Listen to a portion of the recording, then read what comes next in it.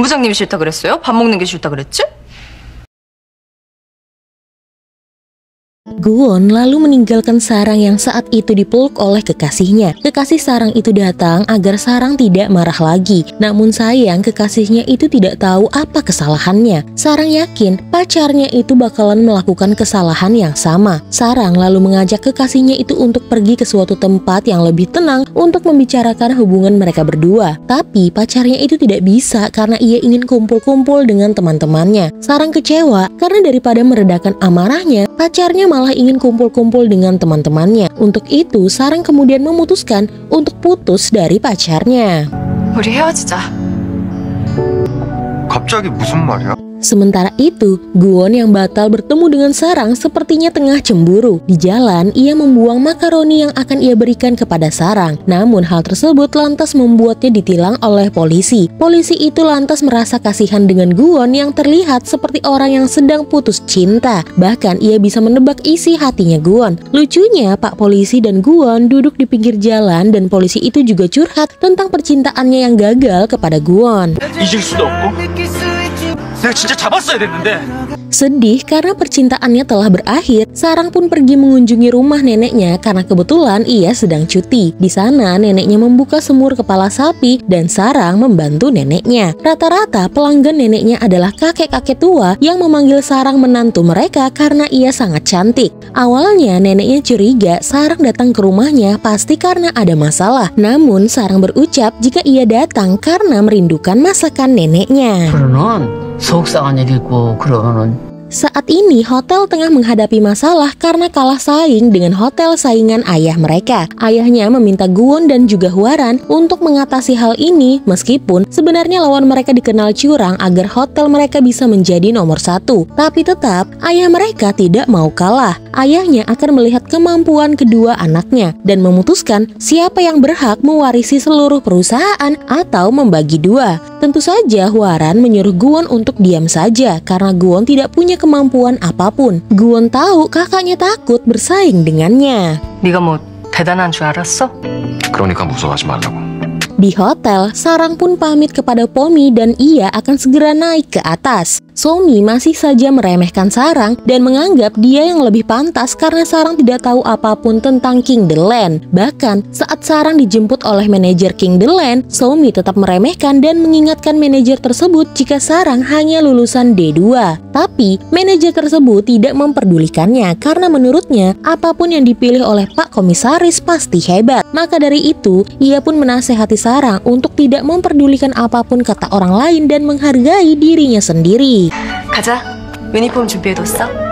Namun ternyata hanya Bu Manajer saja yang baik dan perhatian. Step The King Land yang lain merasa Sarang bukan orang yang tepat bisa bekerja di atas karena mereka semua adalah lulusan S1 terbaik. Dan jika lulusan D2 seperti Sarang bekerja bersama mereka, artinya perjuangan mereka sudah sia-sia. Apalagi katanya Sarang dipilih langsung oleh komisaris. Mereka berpikir Sarang pasti bukan wanita baik-baik. Sarang disuruh membuat daftar perjanjian di mana bekerja di King The Land, artinya mereka semua harus menutup rapat mata dan juga telinga mereka lalu tidak menyebarkannya di luar. Jika tidak, ada sanksi dan hukumannya. Sarang juga diminta untuk menghapus media sosialnya. 안 하겠습니다.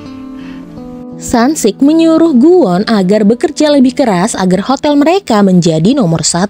Sansik heran mengapa semangat Guwon untuk meningkatkan hotel ini malah tidak ada dan ia malah tidak fokus bekerja. Dan jika Sansik perhatikan, Guwon malah suka menjahili Sarang. Sansik curiga jangan-jangan Guwon menyukai Sarang. Guwon langsung marah-marah karena menurutnya semua yang dikatakan Sansik itu tidak benar. 아, 본부장님 어떡해. 인기도 없지? 그러니까 연애를 못하. Sementara Guwon masih memikirkan perasaannya kepada Sarang, Hwaran dengan cepat datang ke tiap sudut toko penjualan perusahaan mereka. Dari toko penjualan tas di tempat Daeul sampai di kantornya Pyonghwa. Hwaran berharap mereka semua dapat meningkatkan penjualan. Hwaran bahkan tidak segan memecat orang-orang yang menurutnya tidak enak dipandang mata. 치워. 예, 알겠습니다. 치워. 예, 알겠습니다. Berita Hwaran memecat staf sudah sampai di telinga Gwon. Ia pun berencana untuk mengumpulkan staf The Land King dan kemudian membahas permasalahan hotel mereka. Namun saat rapat, Gwon malah tidak fokus karena ada Sarang di sana. 어떤 방향으로 갈지 말씀해 주시면 따르겠습니다. Malam itu, Gwon mengirim pesan kepada Sarang untuk bicara berdua dengannya setelah pulang bekerja. Namun, Sarang tidak membalas pesan dari Gwon. Gwon mencoba menelpon, namun Sarang tidak juga mengangkat teleponnya. Ternyata, Sarang tidak mau mengangkat karena ia tidak tahu siapa yang tengah menelponnya. Malam itu, Sarang sedang minum-minum berdua dengan Pyonghwa. Mereka tengah membicarakan hotel mereka yang tengah bersaing, namun malah membuat staf kelelahan karena mereka harus meningkatkan penjualan dan kualitas hotel. Mereka iri kepada Daeul karena katanya tokonya disebut-sebut sebagai toko dengan penjualan tertinggi. Mereka sangat iri dengan sahabatnya itu. 부럽다! 부럽다!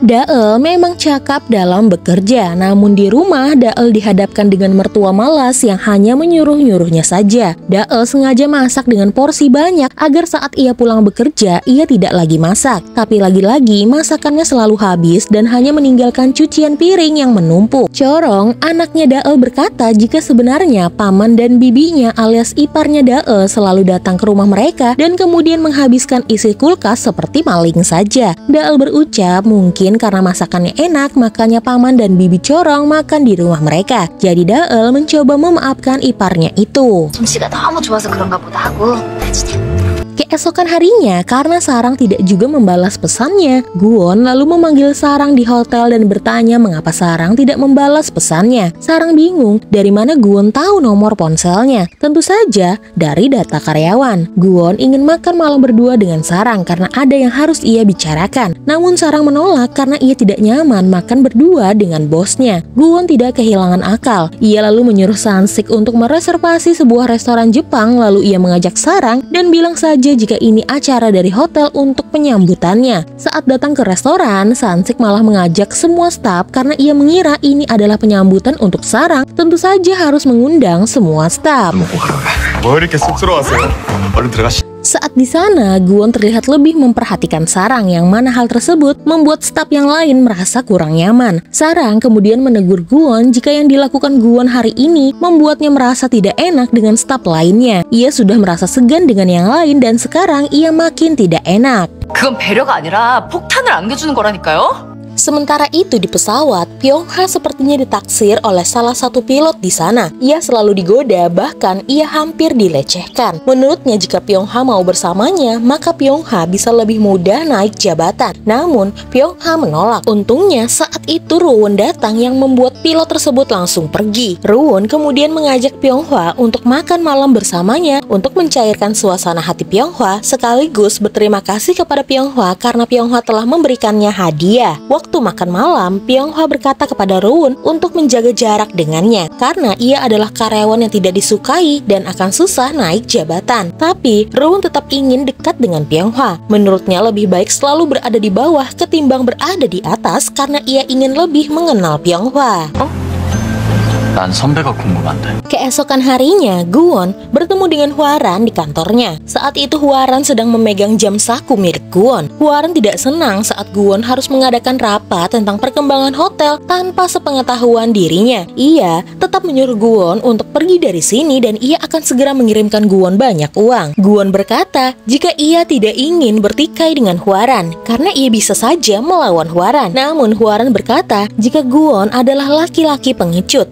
Kemudian Hwaran pergi. Gwon masih ingat dengan perilaku Hwaran. Dari dulu, Hwaran memang selalu mengganggunya.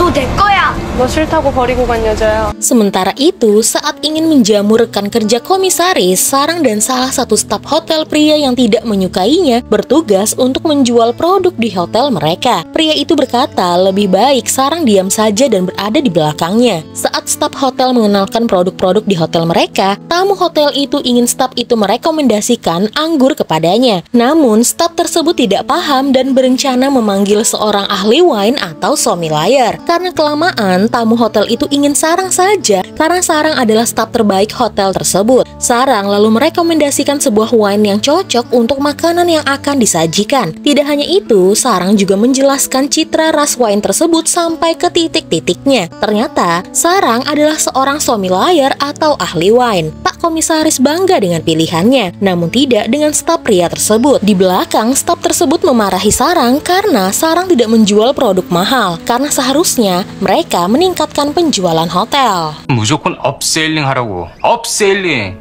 네, 명심하겠습니다.